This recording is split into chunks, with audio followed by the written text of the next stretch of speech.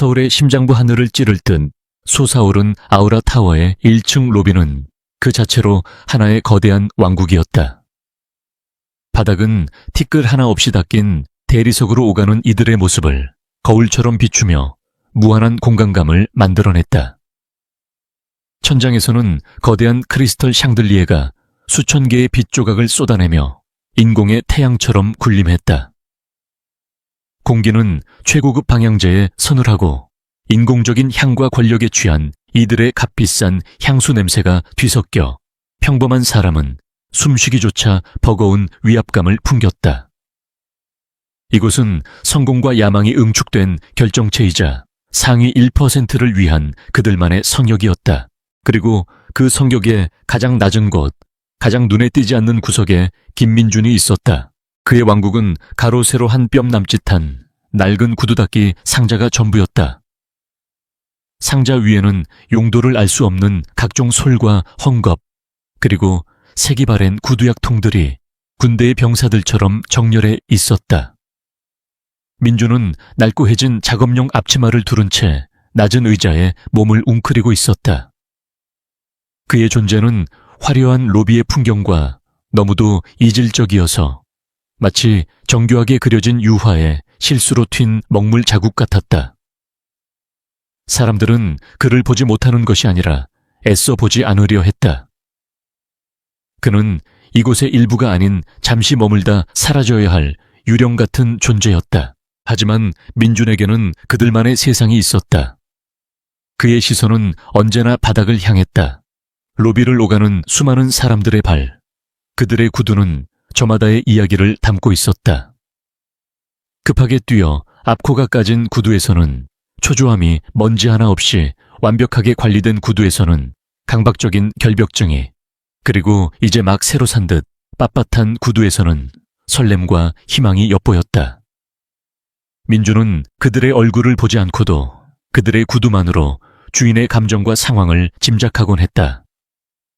그것은 지난 몇 년간 세상의 가장 낮은 곳에서 터득한 그만의 생존 방식이자 세상을 읽는 독특한 독법이었다. 손놀림은 기계처럼 정확하고 군더더기가 없었다. 부드러운 솔로 먼지를 털어내고 축축한 헝겊으로 가죽의 결을 따라 닦아낸 뒤 구두약을 얇고 고르게 펴 발랐다. 그리고 마지막으로 마른 헝겊을 양손에 쥐고 펼치는 현란한 마무리는 작은 예술 행위처럼 보였다. 슉슉하는 마찰음이 경쾌하게 울려 퍼질 때마다 낡고 빛바랜 가죽은 마법처럼 생기를 되찾고 깊은 광택을 뿜어냈다. 그의 손을 거친 구두들은 잠시나마 주인의 지위와 권력을 증명하는 가장 빛나는 상징이 되었다. 그 순간 로비의 거대한 회전문을 밀치고 한 무리의 사람들이 들어서면서 공기의 흐름이 바뀌었다. 모든 소음이 거짓말처럼 멎었다. 로비에 있던 모든 직원들은 하던 일을 멈추고 허리를 숙였고 방문객들은 약속이나 한 듯 길을 열었다.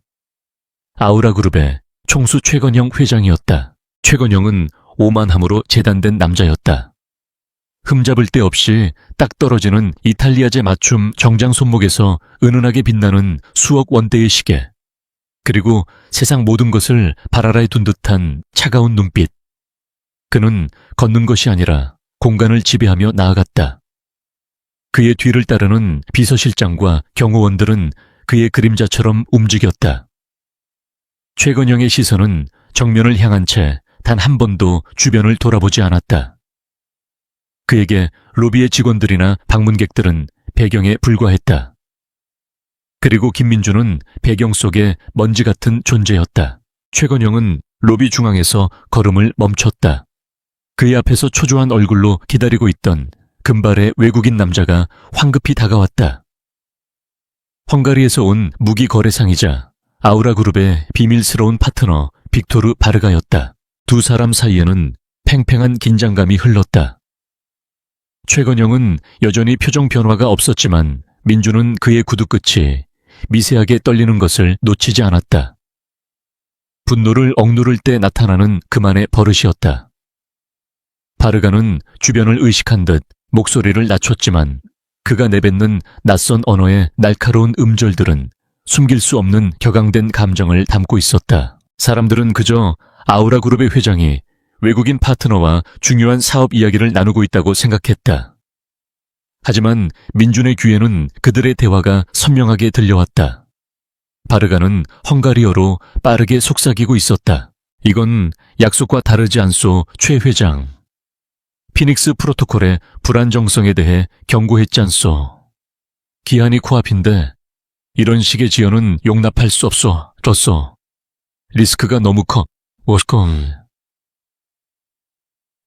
다음, 최건영은 입꼬리만 살짝 비틀며 나지막이 하지만 얼음장처럼 차가운 목소리로 응수했다. 리스크는 언제나 내 전문 분야였소, 바르가. 당신은 약속된 자금이나 제때 준비하시오. 프로토콜은 내 통제해에 있어. 통제 당신 부하들이 며칠째 잠금 해제 코드 하나 풀지 못하고 있는 게 통제란 말이오.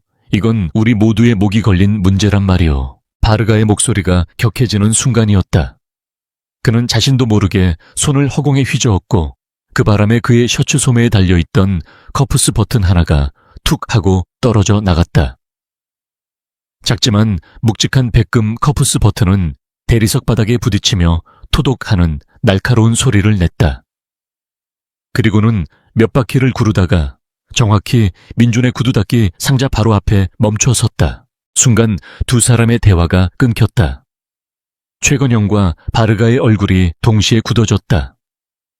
그들의 시선이 일제히 바닥에 떨어진 작은 물체에 고정되었다. 로비의 모든 사람들이 숨을 죽였다. 회장의 심기를 거스르는 아주 작은 소음조차 용납되지 않는 이 공간에서 그 작은 금속성 파열음은 천둥처럼 크게 울렸다. 그것은 단순한 커프스 버튼이 아니었다. 민주는 직감했다. 두 사람의 얼굴에 스친 당혹감과 경악은 평범한 액세서리를 잃어버린 사람의 것이 아니었다. 저 작은 물체 안에 방금 그들이 언급했던 피닉스 프로토콜의 열쇠가 들어있을 터였다. 최건영과 바르가는 섣불리 움직이지 못했다. 수많은 눈이 지켜보는 로비 한복판에서 대한민국 재계의 거물과 은밀한 무기상이 작은 커프스 버튼 하나를 두고 허둥대는 모습을 보일 수는 없었다. 그들의 자존심이 허락하지 않았다.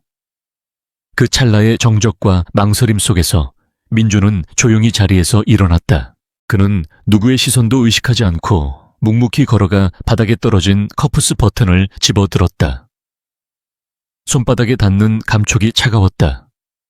평범한 액세서리라고 하기엔 미세하게 더 무거웠고 옆면에는 머리카락보다 가는 홈이 파여 있었다. 마이크로 SD 칩 슬롯이었다. 민주는 천천히 고개를 들었다. 그리고 최건형을 향해 걸어갔다. 주변의 경호원들이 순간적으로 긴장하며 그의 앞을 막으려 했지만 민준의 눈에는 어떤 위협적인 기색도 없었다. 그는 그저 잃어버린 물건을 주인에게 돌려주려는 사람처럼 보였다. 그는 최건영의 몇 걸음 앞에서 멈춰 서서 정중하게 허리를 숙였다. 회장님, 이것을 떨어뜨리셨습니다. 그는 한국어로 또렷하지만 나지막하게 말했다. 최건영은 경멸적인 시선으로 그를 위아래로 훑었다. 감히 구두닦이 따위가 자신에게 말을 걸었다는 사실 자체가 불쾌하다는 듯 그의 미간이 좁혀졌다. 저기 두고 가게, 명령이었다. 하지만 민주는 움직이지 않았다. 그는 최건영의 눈을 똑바로 바라보았다. 그 눈은 깊고 고요해서 오히려 최건영을 당황하게 만들었다. 매우 중요해 보입니다. 특히 피닉스 프로토콜이 걸려있다면 말입니다. 그 말을 듣는 순간 최건영의 눈이 경악으로 물들었다. 옆에 서 있던 바르가의 얼굴은 새하얗게 질렸다. 구두닦이 소년의 입에서 방금 자신들의 운명을 결정할 수도 있는 암호명이 흘러나왔다는 사실을 믿을 수가 없었다. 민주는 거기서 멈추지 않았다. 그는 고개를 돌려 바르가를 바라보며 유창하지만 약간은 딱딱한 헝가리어로 말했다. A protocol instabilitása nem technikai, hanem nyelvi probléma, uram. A kulcs egy ősi szövegben rejlik. 프로토콜의 불안정성은 기술적인 문제가 아니라 언어적인 문제입니다, 선생님.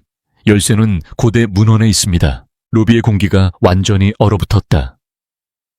최건영의 비서와 경호원들은 물론 주변에서 상황을 지켜보던 모든 이들이 자신의 귀를 의심했다. 꽤 죄죄한 행색의 구두 닦기 소년이 방금 전까지 외국인과 회장이 나누던 비밀스러운 대화의 핵심을 꿰뚫고 심지어 그들의 언어로 대화를 이어가고 있었다. 그것은 현실이라기보다는 초현실적인 연극의 한 장면 같았다. 바르가는 너무 놀라 입을 다물지 못했다. 그는 자기도 모르게 한 걸음 뒤로 물러섰다. 최건영은 잠시 동안의 충격에서 벗어나자 얼굴이 분노로 시뻘게 달아올랐다. 그의 오만한 세계에 감히 균열을 내려는 벌레를 발견한 포식자의 분노였다. 그는 모욕감을 느꼈다.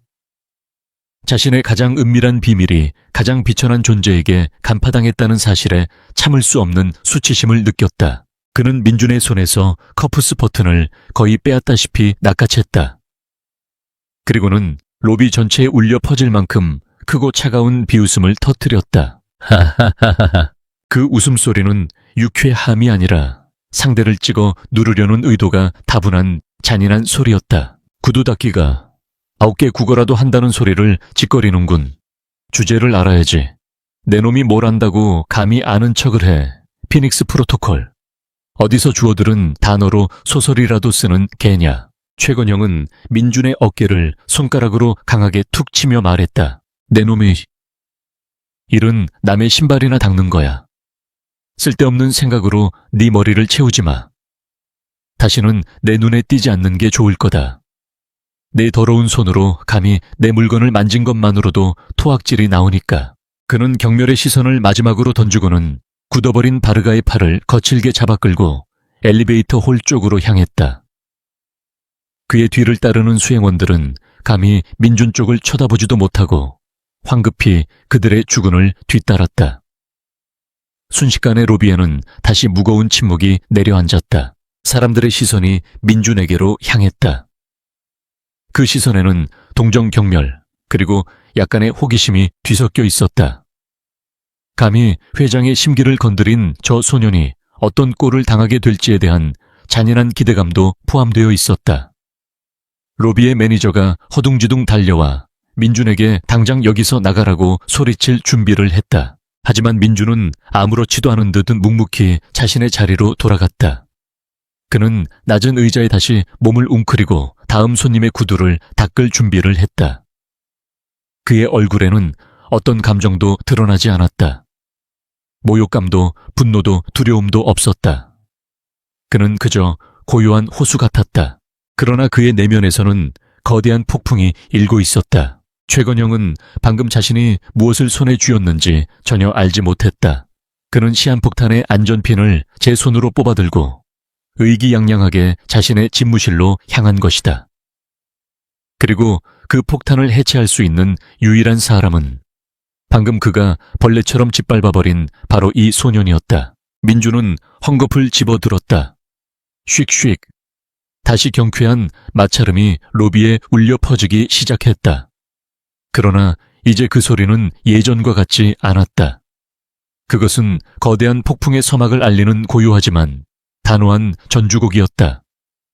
세상의 가장 낮은 곳에서 가장 강력한 자를 향한 조용한 방역이 시작되고 있었다. 아우라타워의 최상층 101층에 위치한 회장 집무실은 지상의 모든 것을 발알아해 둔 신의 영역과도 같았다.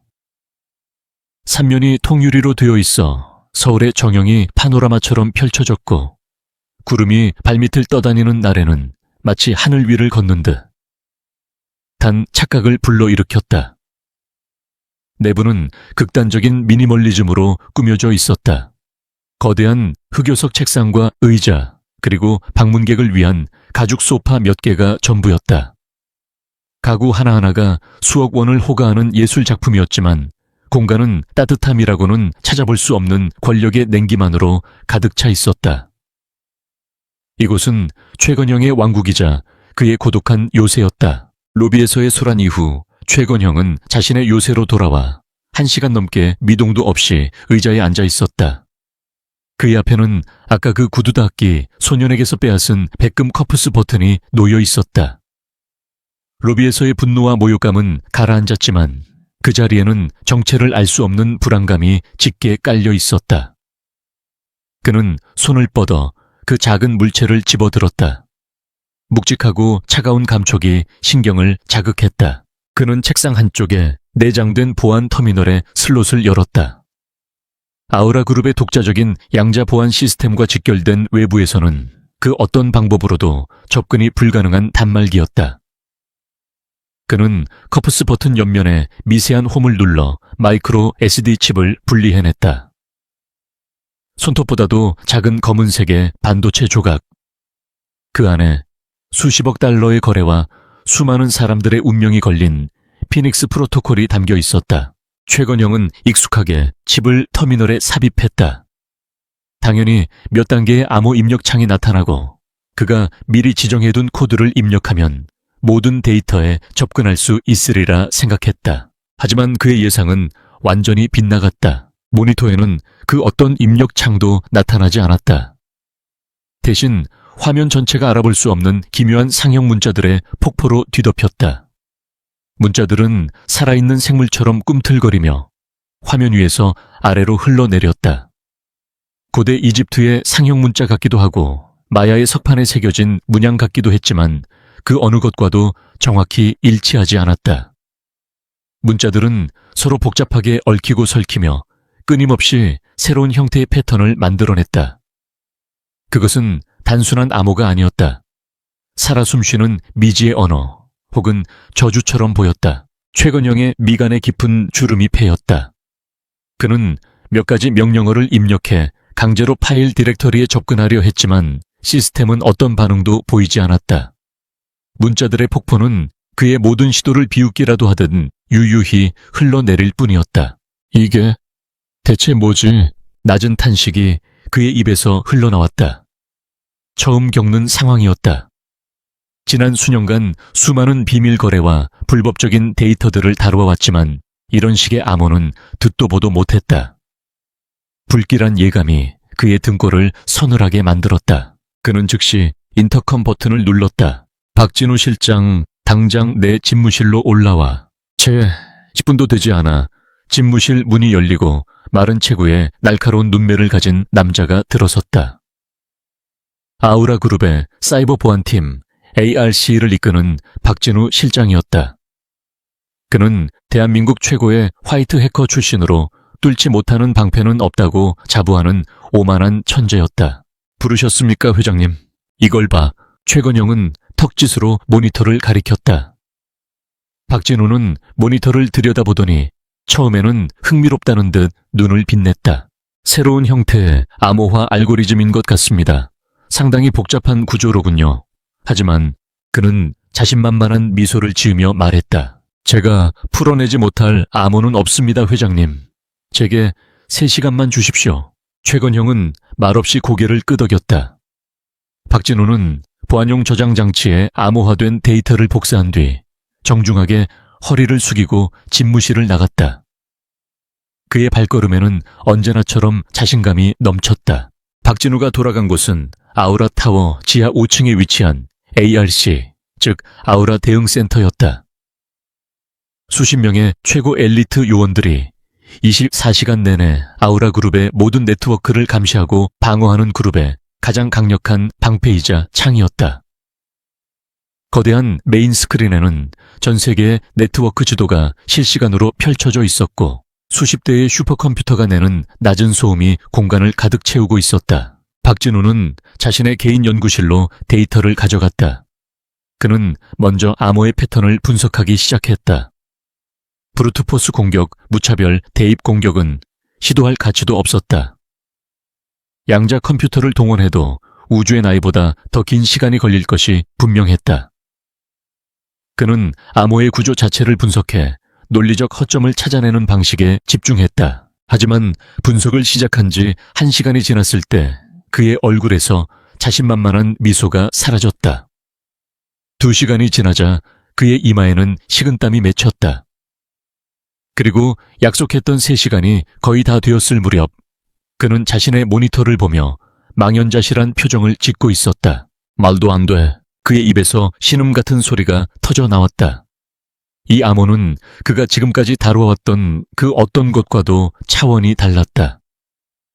일반적인 암호는 수학적 알고리즘에 기반한다. 하지만 이 암호는 수학이 아닌 언어학적 구조를 기반으로 짜여 있었다. 화면을 가득 채운 기호들은 각각이 하나의 의미 단위를 가지고 있었고 그 배열과 조합에 따라 전혀 다른 암호키를 생성해냈다. 마치 수천 개의 언어가 뒤섞여 만들어진 지옥의 혼성어 크롤 같았다. 더욱 경악스러운 것은 암호가 스스로를 방어하고 변형한다는 사실이었다. 분석을 위해 특정 섹션에 접근을 시도하면 그 주변의 문자 배열이 즉각적으로 바뀌면서 새로운 방어벽을 만들어냈다. 살아있는 미로였다. 실장님, 분석 결과 나왔습니다. 한 팀원이 다가와 보고했다. 기호들의 패턴을 몇몇 고대 미해독 문자와 대조해봤습니다. 놀랍게도 선형 문자, A 인더스 문자, 그리고 일부는 중앙아메리카의 사포텍 문자와의 유사성이 발견되었습니다. 하지만 완벽히 일치하는 것은 하나도 없습니다. 마치 누군가가 이 모든 고대 언어의 문법적 특징만을 추출해서 새로운 언어를 창조한 것 같습니다. 박진우는 마른 입술을 축였다. 고대 미해독 문자. 인류가 수백 년간 연구하고도 아직 풀어내지 못한 신의 언어들. 그런 것들을 기반으로 만들어진 암호라니. 이것은 인간의 영역을 넘어선 문제였다. 바로 그때 그의 보안 콘솔이 요란하게 울렸다. 발신자는 최건형이었다. 박진우는 떨리는 손으로 통화 버튼을 눌렀다. 3시간이 지났다. 박 실장. 결과는 최건형의 목소리는 칼날처럼 날카로웠다. 회장님, 그게 암호의 구조가 예상보다 훨씬 복잡합니다. 시간을 조금 더 주신다면. 실패했나? 최건형의 목소리가 한 톤 낮아졌다.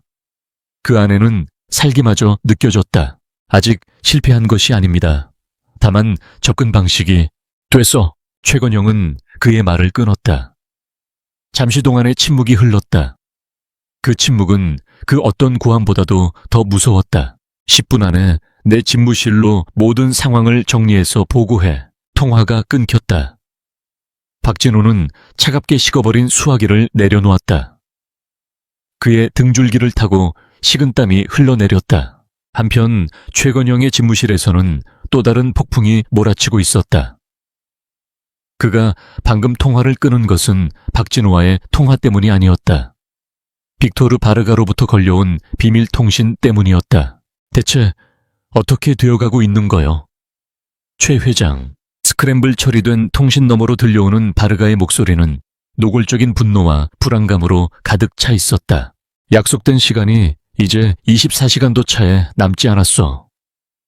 피닉스 프로토콜을 제 시간에 가동하지 못하면 우리의 모든 것이 물거품이 되는 건 물론이고 위원회가 우리를 가만두지 않을 거요. 위원회.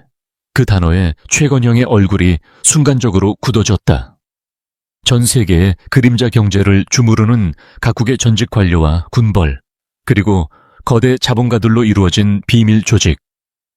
아우라 그룹조차 그들의 거대한 계획에 참여하는 말에 불과했다. 그들의 분노를 산다는 것은 곧 죽음을 의미했다. 문제없다고 했잖소 바르가. 내 사람들이 처리하고 있어. 처리 로비에서 그 구두 닦기 꼬마가 짓거리는 소리를 듣고도 그런 말이 나오쇼. 그 꼬마는 우리가 생각하는 것보다 더 많은 것을 알고 있었어. 그 녀석의 말이 맞다면 우리가 가진 데이터는 그냥 잠겨 있는 게 아니라 함정일 수도 있단 말이오. 바르가의 외침은 최건영의 자존심을 후벼 팠다. 그는 거칠게 소리쳤다. 닥쳐. 감히 구두 닦기 따위의 말을 믿는 건가? 모든 건 내 통제 하에 있어. 그는 일방적으로 통신을 끊어버렸다. 하지만 그의 심장은 미친 듯이 뛰고 있었다. 바르가의 말이 독처럼 그의 뇌리에 퍼져나갔다. 함정일 수도 있다. 똑똑. 노크 소리와 함께 박진우가 들어왔다. 그의 얼굴은 사색이 되어 있었다. 그래서 결과가 뭐지? 최건영은 책상 위에 모든 것을 쓸어버릴 듯한 기세로 물었다. 박진우는 침을 꿀꺽 삼키고 어렵게 입을 열었다. 불가능합니다. 네. 뭐라고? 현재 저희가 가진 기술로는 해독이 불가능합니다. 이것은 단순한 암호가 아닙니다. 언어학, 고고학, 기호학, 그리고 양자역학이 결합된 일종의 철학적인 문제입니다. 회장님, 이걸 만든 자는 악마이거나 천재입니다. 순간 최건영의 이성이 끊어졌다. 그는 자리에서 벌떡 일어나 박진우의 뺨을 그대로 후려쳤다. 자, 살과 뼈가 부딪히는 둔탁한 소리가 집무실을 울렸다. 박진우는 비명도 지르지 못하고 바닥에 나뒹굴었다. 입가에서 피가 흘러내렸다. 불가능 내놈 연봉이 얼만 줄 알아. 아우라 그룹에 불가능이란 없어. 내 놈들이 무능한 거겠지. 최건영은 이성을 잃고 고함을 질렀다. 그는 바닥에 쓰러진 박진우에게 다가가 발길질을 하려다 간신히 멈췄다. 그는 가쁜 숨을 몰아쉬며 자신의 머리를 감싸 쥐었다. 모든 것이 무너져 내리는 기분이었다. 그의 철옹성 같던 자신감과 오만함에 처음으로 균열이 가기 시작했다. 그는 박진우를 향해 손짓했다. 길 꺼져. 당장 내 눈앞에서 사라져. 박진우는 비틀거리며 일어나 굴욕감에 몸을 떨며 집무실을 빠져나갔다. 혼자 남은 최건형은 창가로 다가가 서울의 야경을 내려다보았다. 수많은 불빛들이 마치 보석처럼 반짝이며 그의 발 아래 펼쳐져 있었다. 그는 언제나 이 도시의 왕이었다. 하지만 지금 이 순간 그는 왕좌에서 끌어내려지기 직전에 폐위된 왕처럼 무력했다. 그의 머릿속이 복잡하게 얽혀 들어갔다. 위원회의 압박 실패의 결과, 그리고 프로토콜의 불안정성은 기술적인 문제가 아니라 언어적인 문제입니다. 로비에서 들었던 구두닦이 소년의 목소리가 망령처럼 그의 귓가에 되살아났다. 열쇠는 고대 문헌에 있습니다. 최건형은 실소했다. 말도 안 되는 소리. 일개의 구두닦기가 이런 최첨단 암호의 본질을 꿰뚫어 봤을 리가 없다. 우연의 일치일 뿐이다. 그는 고개를 저으며 그 목소리를 애써 지워버리려 했다. 하지만 목소리는 사라지지 않았다. 오히려 점점 더 선명하게 그의 머릿속을 파고들었다. 대한민국 최고의 전문가가 언어학적 문제라며 포기를 선언한 이 상황에서 그 소년의 말은 저주스러운 예언처럼 느껴졌다. 자존심과 절박함이 그의 내면에서 격렬하게 충돌했다. 구두닦기에게 도움을 청하는 것, 그것은 자신의 패배를 인정하는 것이며 자신의 모든 것을 부정하는 행위였다. 하지만 이대로 모든 것이 끝장나는 것을 지켜볼 수만은 없었다. 최건영은 한참 동안 창밖을 바라보며 서 있었다. 도시의 불빛이 그의 흔들리는 눈동자 속에서 일렁겼다. 마침내 그는 결심한 듯 몸을 돌렸다. 그의 얼굴에는 더 이상 분노가 아닌 차가운 결단이 서려 있었다. 굴욕적이더라도 살아남아야 했다. 그리고 살아남은 뒤에는 자신에게 굴욕을 안긴 모든 것들을 철저하게 짓밟아버리면 되는 것이다. 그는 다시 인터컴 버튼을 눌렀다. 이번에 그가 호출한 사람은 비서실장이었다. 김 실장, 오늘 낮에 로비에 있던 구두닦기 소년 찾아내. 무슨 수를 써서라도 당장 내 앞에 데려와. 지상 가장 높은 곳에서 지상 가장 낮은 곳을 향한 호출 명령이 떨어졌다. 그것은 한낱 구두닦기 소년을 향한 절박한 구원 요청이자 곧이어 닥쳐올 더 큰 비극의 서막이었다. 최건영의 명령은 아우라 타워의 그림자들을 움직였다. 명령을 받은 사람은 그룹의 감사실 직속 보안팀장인 한태석이었다. 그는 군 정보사령부 출신으로 합법과 불법의 경계를 아무렇지 않게 넘나들며 최건형의 더러운 손발 역할을 해온 남자였다.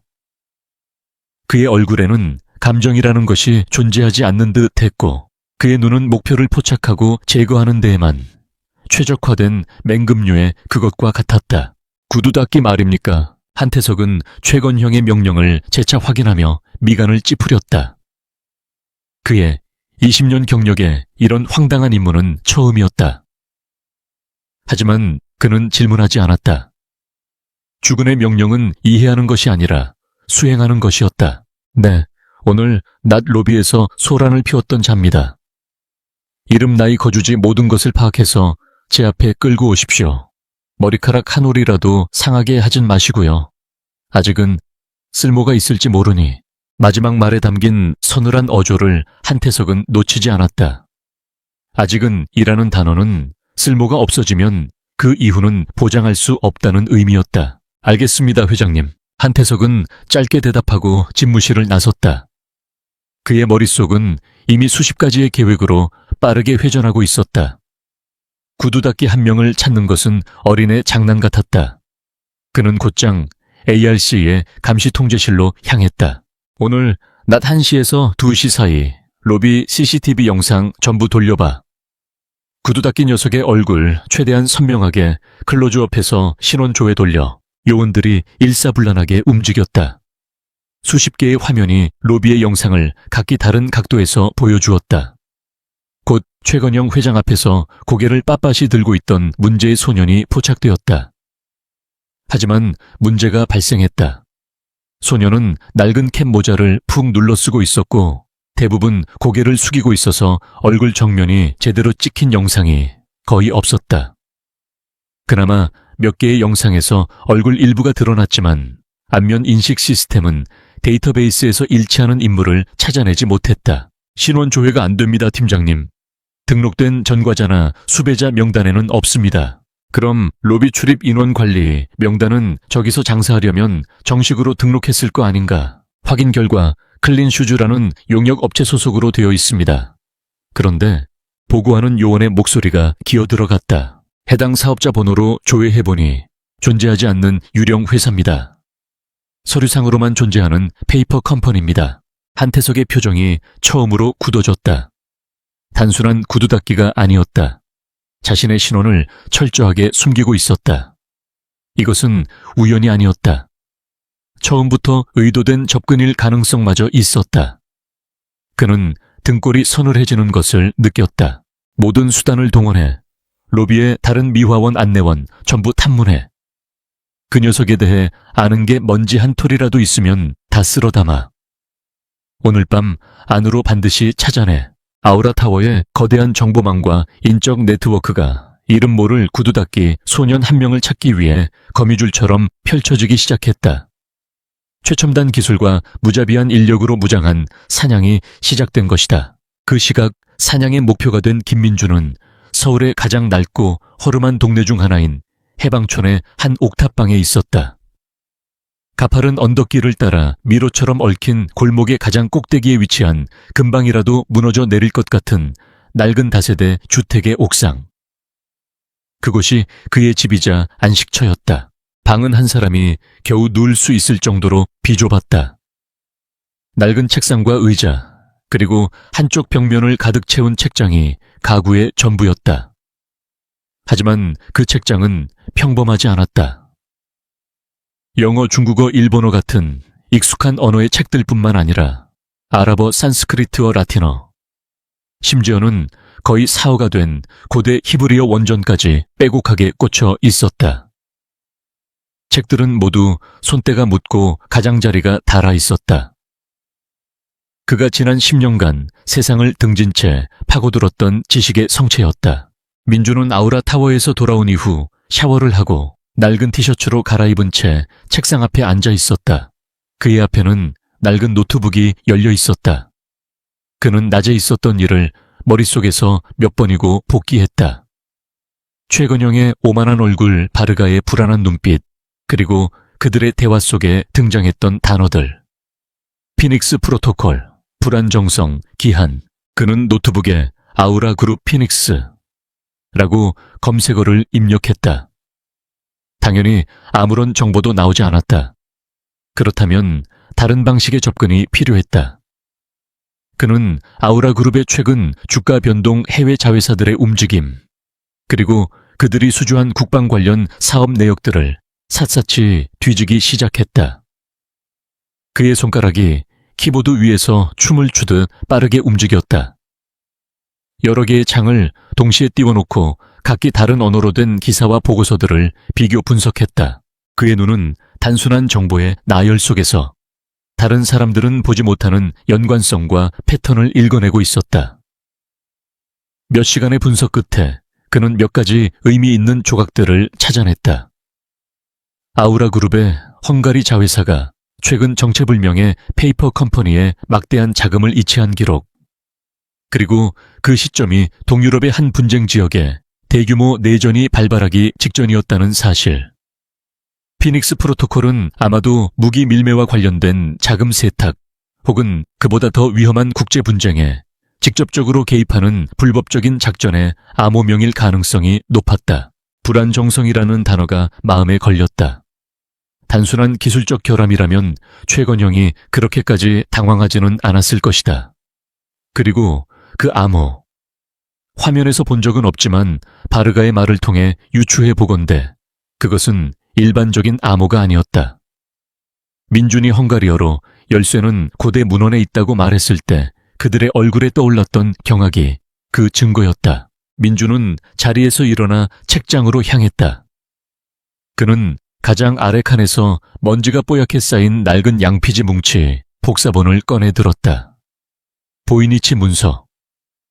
15세기에 쓰인 것으로 추정되지만 현재까지 그 어떤 언어학자나 암호학자도 해독하지 못한 미스터리의 책.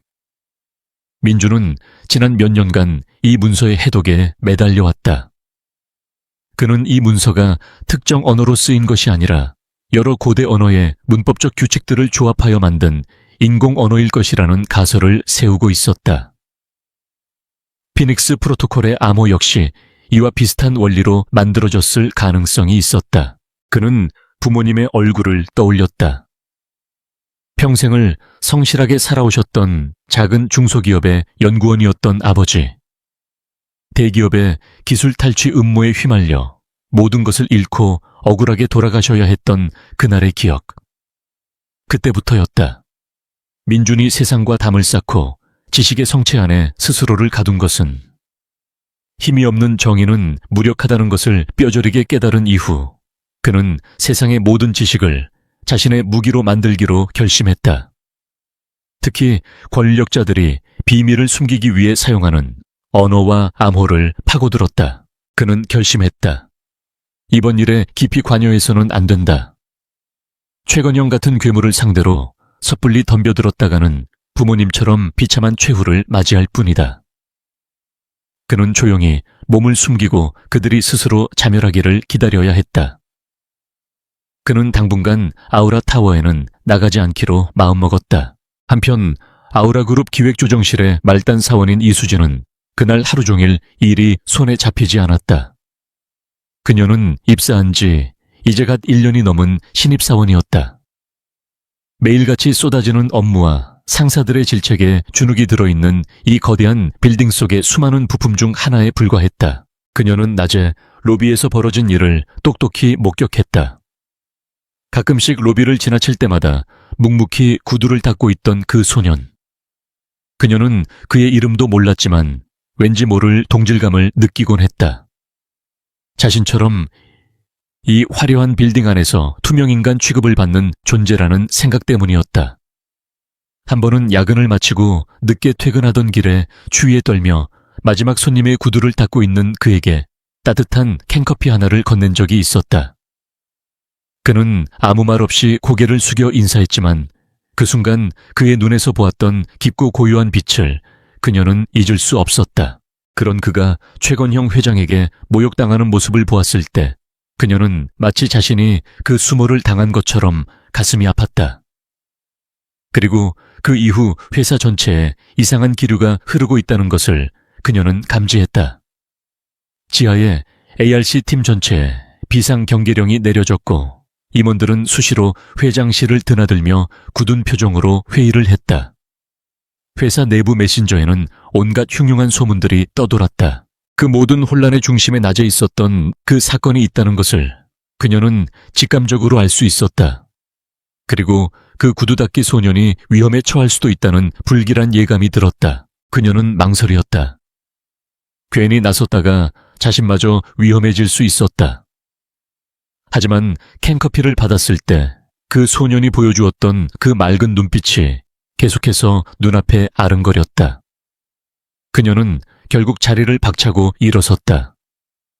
그에게 경고라도 해주어야 했다. 문제는 그를 찾을 방법이 없다는 것이었다.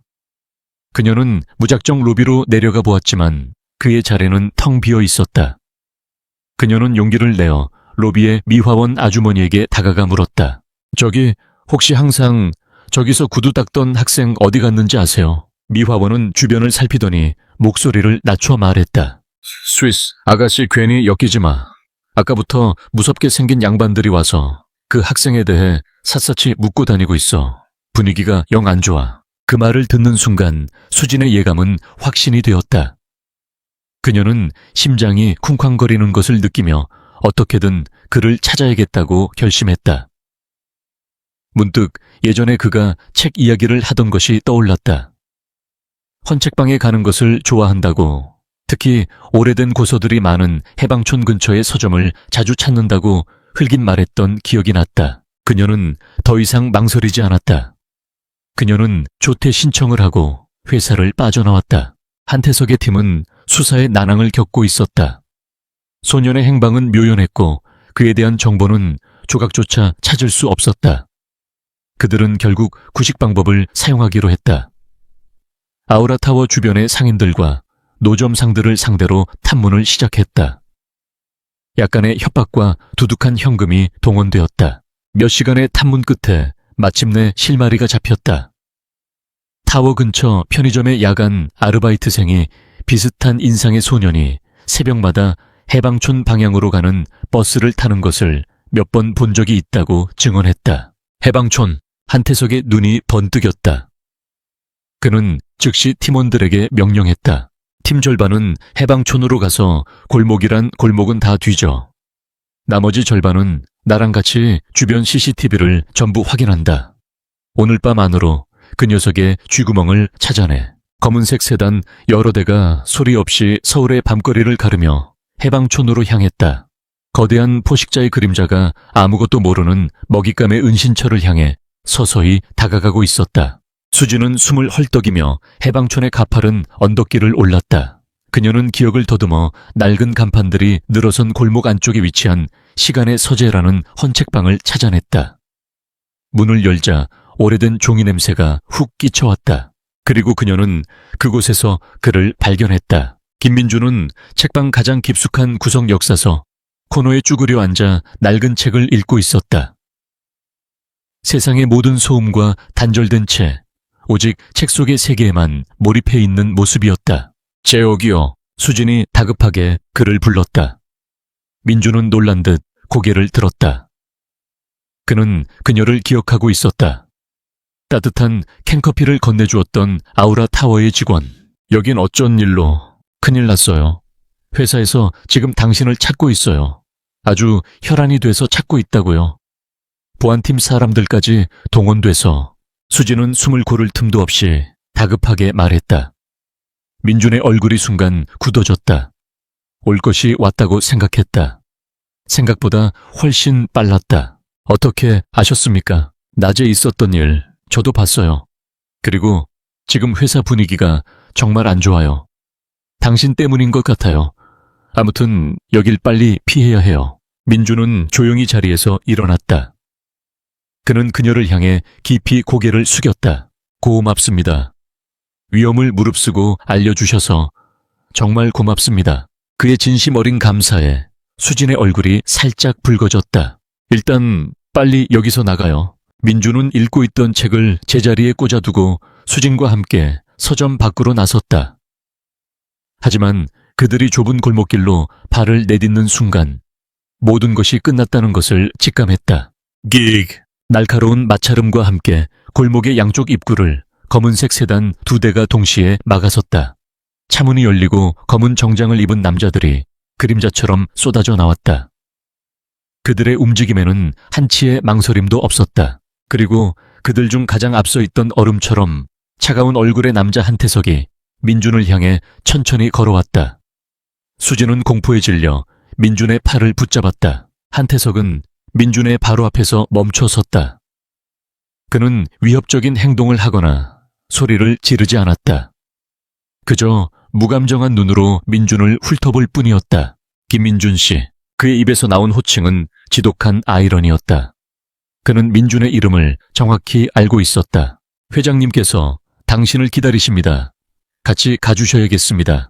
그의 목소리는 정중했지만 거부권 따위는 존재하지 않는 절대적인 통보였다. 사냥은 끝났다. 거미줄에 걸린 나비처럼 민준은 더 이상 도망칠 곳이 없었다. 그는 겁에 질린 수진의 어깨를 가볍게 두드려 안심시킨 뒤 조용히 한태석을 마주 보았다.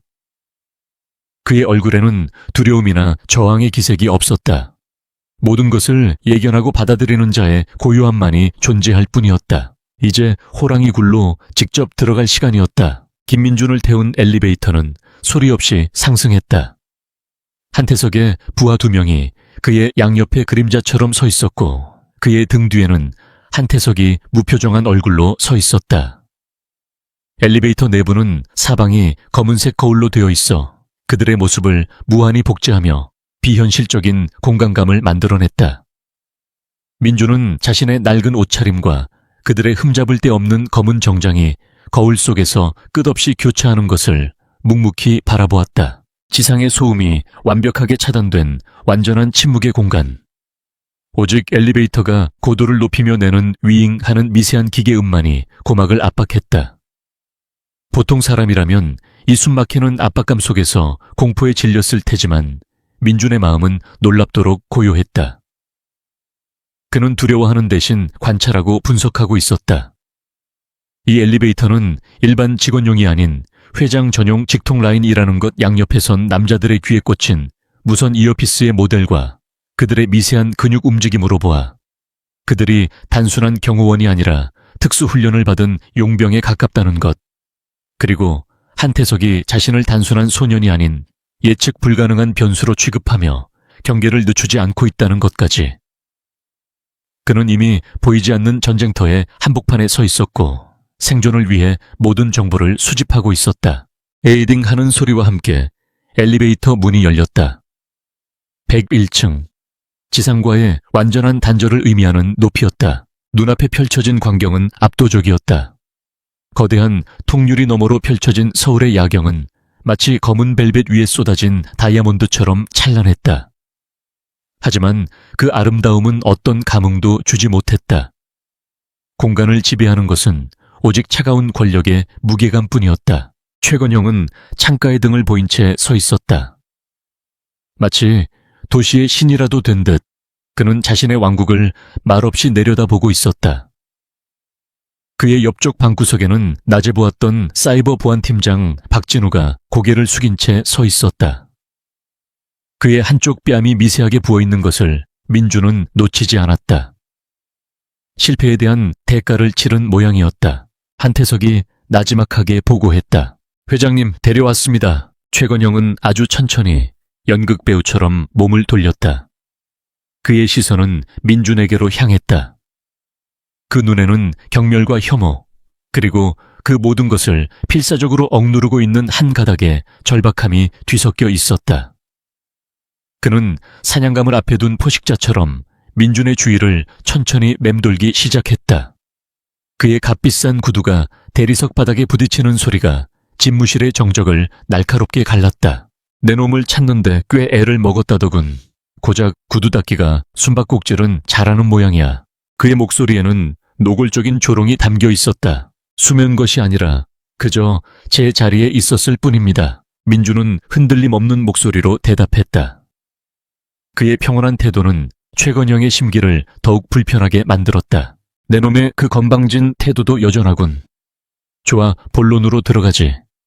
낮에 내 놈이 짓거렸던 말. 피닉스 프로토콜의 열쇠가 고대 문헌에 있다고 했겠다. 최건영은 민준의 바로 앞에 멈춰 서서 그의 눈을 똑바로 내려다보았다. 대한민국 최고의 전문가들이 두 손 두 발 다 들었다. 저기 서 있는 박진우 저놈이 바로 그 천재들 중 하나지. 그런데 고작 너 같은 놈이 이걸 해결할 수 있다고. 그것은 질문이 아니었다. 내까짓게 뭘 할 수 있겠냐는 확인 사살에 가까웠다.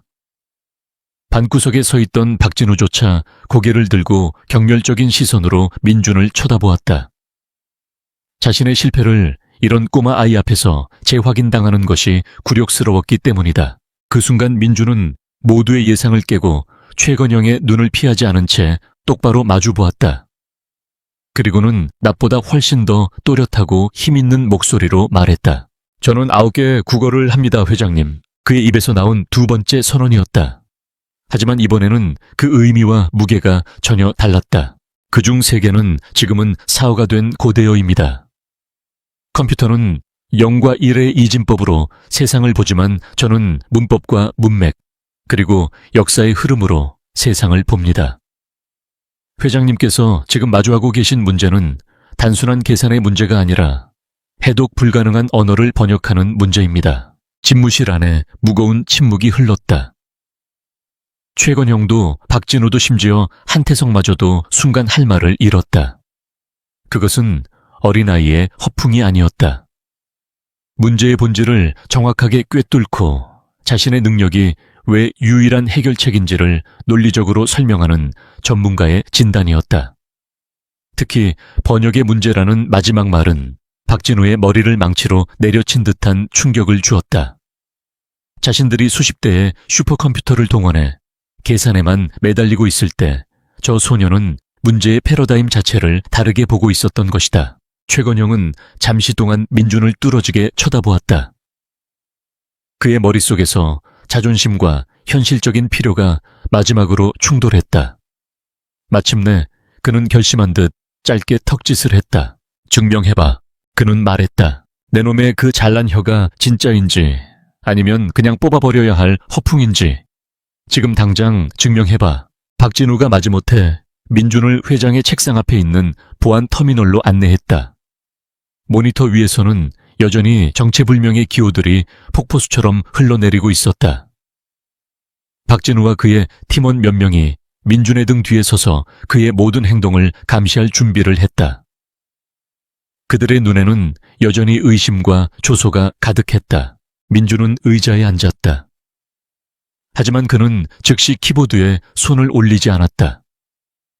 그는 마치 복잡한 악보를 읽는 메스트로처럼 혹은 변화무쌍한 바둑판을 읽는 국수처럼 조용히 화면을 응시했다.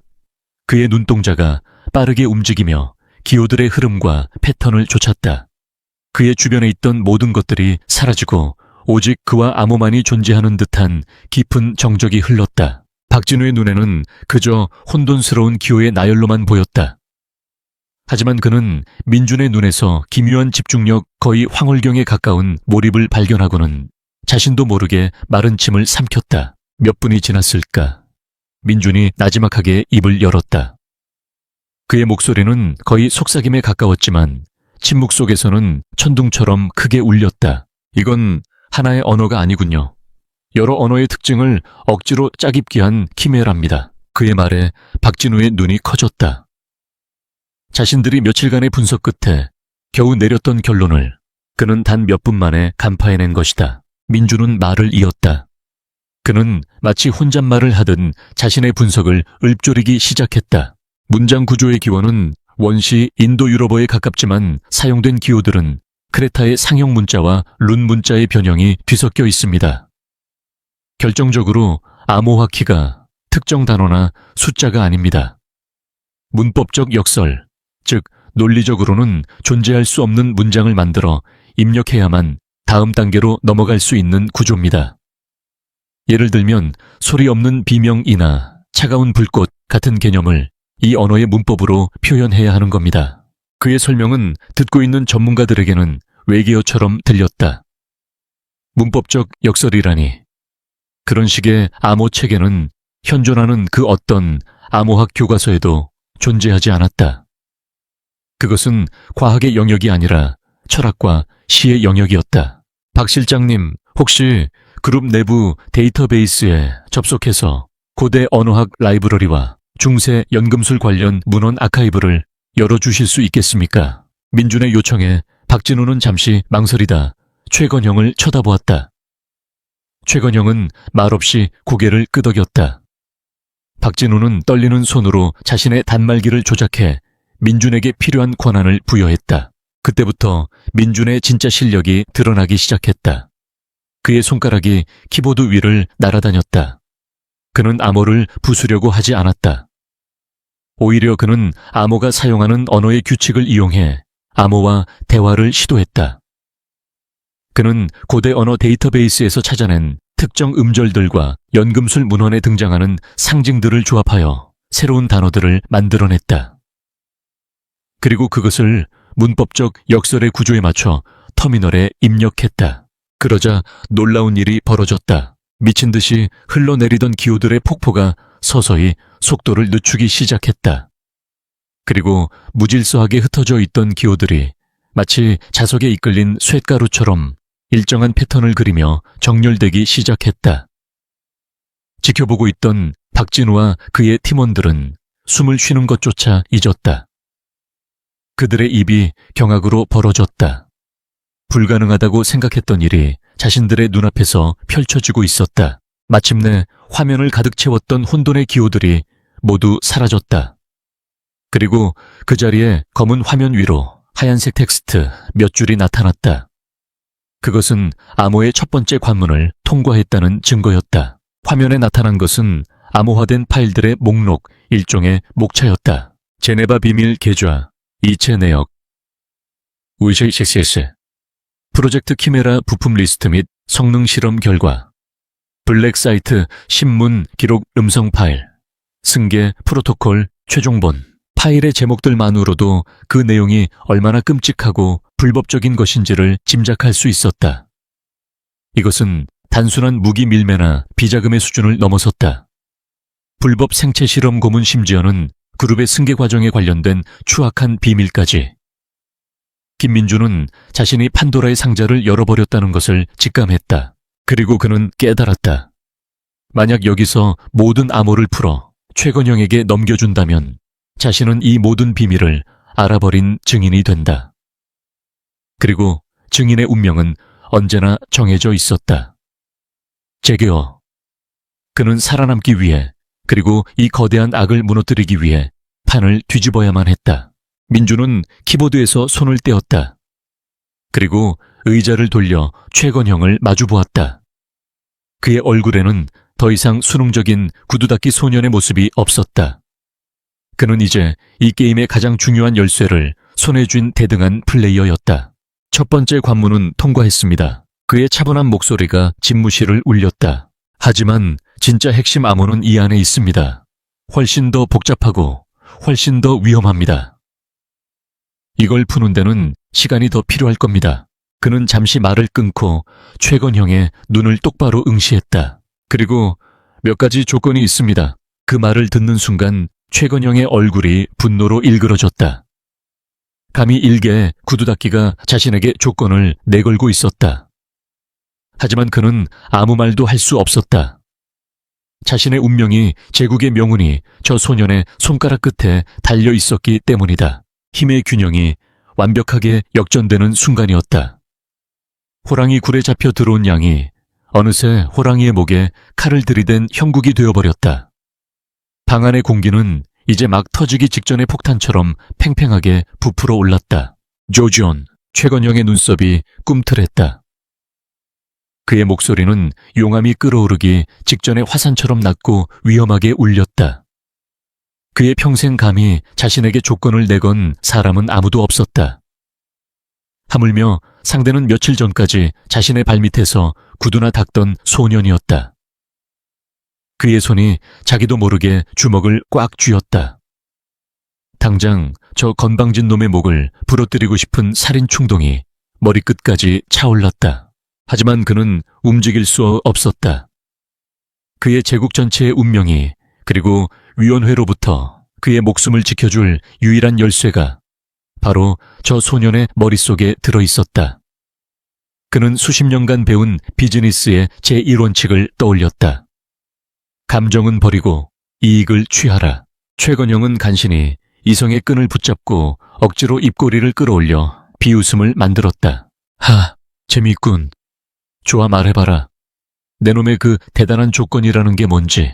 민주는 그의 살기를 온몸으로 느끼면서도 조금도 위축되지 않았다. 그는 침착하게 자신의 요구사항을 말했다.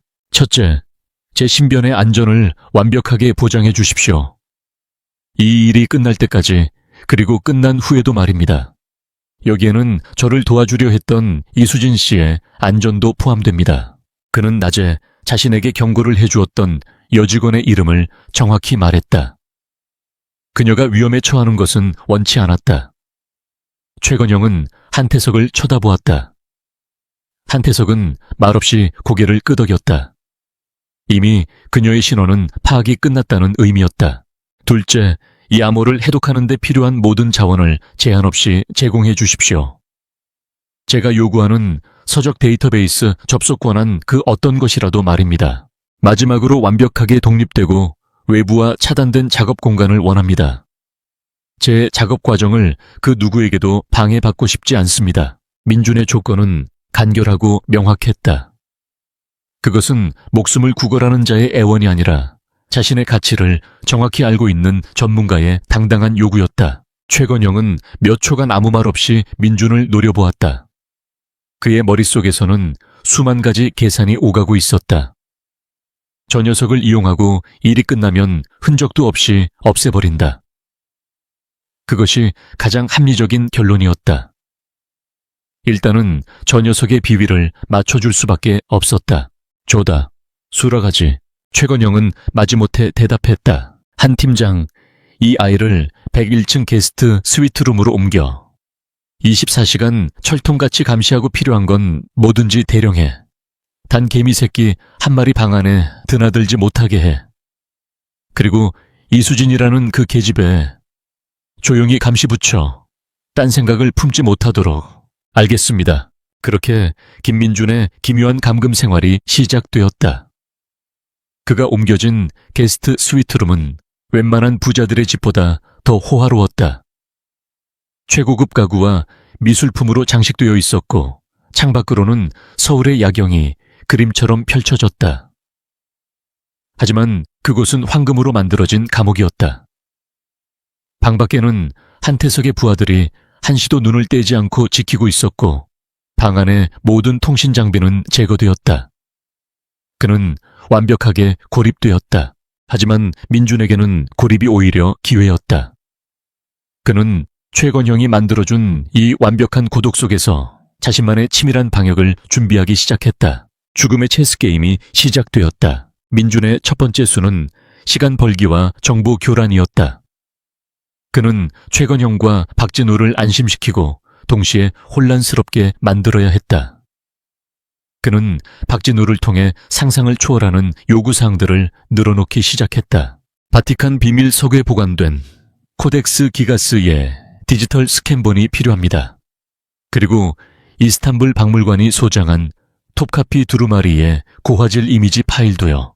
MIT의 언어학 연구소 서버에 접속해서 촘스키의 보편 문법 관련 미공개 논문들을 찾아주십시오. 고대 수메르 쐐기 문자 점토판 데이터베이스와 이집트 사자에서 원본, 전체의 상형 문자 대조표를 요청합니다. 그의 요구는 일반적인 암호 해독과는 거리가 먼 마치 고대사 연구를 하는 학자의 그것과 같았다. 박진우와 그의 팀원들은 황당해하면서도 최건형의 명령에 따라 전 세계에 퍼져 있는 아우라 그룹의 정보망을 총동원해 자료들을 구해와야 했다. 그들이 보기에는 민준이 시간만 질질 끄는 허튼 수작을 부리는 것 같았다. 하지만 민준의 진짜 목적은 다른 곳에 있었다. 그는 이 방대한 자료들을 해독 작업에 이용하는 척하면서 그 안에 숨겨진 다른 정보들을 빼내고 있었다. 그는 바티칸의 자료를 통해 과거 아우라 그룹과 교황청 산하 비밀 조직 간의 검은 거래 흔적을 찾아냈고 MIT 서버의 접속 기록을 뒤져 아우라가 불법적으로 탈취한 첨단 기술의 원소유주를 파악했다. 그는 암호를 푸는 동시에 최건형의 제국을 뿌리부터 뒤흔들 수 있는 또 다른 무기들을 수집하고 있었던 것이다. 물론 최건형을 안심시키기 위한 쇼도 잊지 않았다. 그는 며칠에 한 번씩 암호의 아주 작은 부분만을 해독해서 그들에게 던져주었다. 암호화된 파일 중 하나는 유령 회사들의 목록인 것 같습니다. 자금 세탁에 이용된 것으로 보입니다. 그는 회사 이름 리스트만을 건넸다. 당연히 그 회사들과 연결된 비밀 계좌 번호나 거래 내역 같은 핵심 정보는 숨긴 채였다.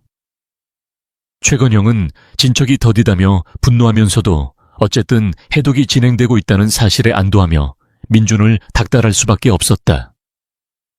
민준은 굶주린 상어에게 아주 작은 먹잇감을 던져주며 상어가 자신을 덮치지 못하도록 교묘하게 조련하고 있었다. 민준의 두 번째 수는 최후의 비상 탈출구를 만드는 것이었다. 그는 이 방을 나가기 전에 혹은 자신이 제거당하기 전에 피닉스 프로토콜의 모든 진실을 외부로 내보낼 방법을 찾아야만 했다. 하지만 모든 통신이 차단된 이 감옥에서 그것은 불가능에 가까웠다. 그는 다른 방법을 떠올렸다. 물리적인 백업. 그는 방 안에 있는 최고급 레이저 프린터를 이용하기로 했다. 하지만 단순히 파일 내용을 출력할 수는 없었다. 경호원들이 수시로 방을 검사하며 그가 출력하는 모든 것을 확인했기 때문이다. 그는 자신만의 암호화 방식을 구안했다. 그는 피닉스 프로토콜의 핵심 데이터, 즉 제네바 비밀 계좌 이체 내역과 프로젝트 키메라의 실험 기록 같은 파일들의 이진 바이너리 데이터를 추출했다.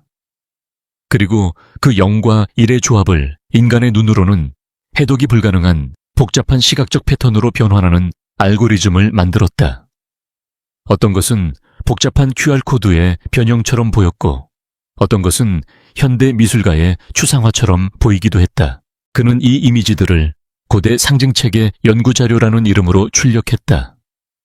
한태석의 부하들이 출력물을 검사했지만 그들의 눈에는 그저 의미를 알 수 없는 기하학적 문양들의 나열로만 보일 뿐이었다. 이게 뭔가 해독에 필요한 기호들의 구조를 시각적으로 분석하는 중입니다. 컴퓨터 화면으로 보는 것과 종이로 보는 것은 차이가 있습니다. 민준의 태연한 설명에 그들은 더 이상 의심하지 않았다. 그렇게 민준은 수십 장의 추상화들을 얻었다. 그 종이 한 장 한 장이 최건영의 제국을 무너뜨릴 수 있는 가공할 위력의 폭탄이었다. 마지막 세 번째 수는 외부와의 연결고리를 만드는 것이었다. 그의 유일한 희망은 이수진이었다. 그는 그녀가 자신을 걱정하고 있으며 어떻게든 자신을 도우려 할 것이라고 믿었다.